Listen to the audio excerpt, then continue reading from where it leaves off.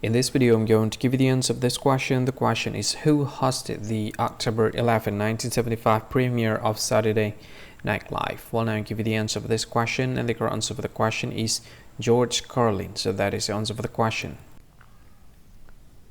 Hi, thank you so much for watching this video.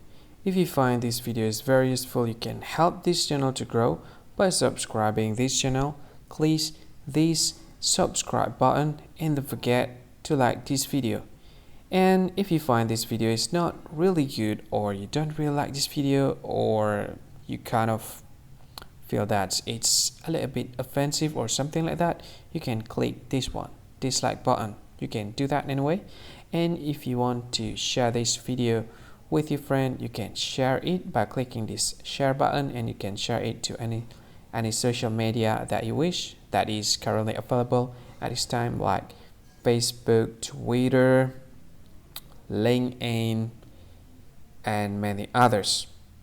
Right? And if you want to add this video to your playlist, you can click this one. You can watch this video later, and you can find more options by clicking these three dots. And yeah, don't forget to subscribe. I think that's all of it. Thank you so much for watching this video, and see you again in another video. Bye bye. See you again.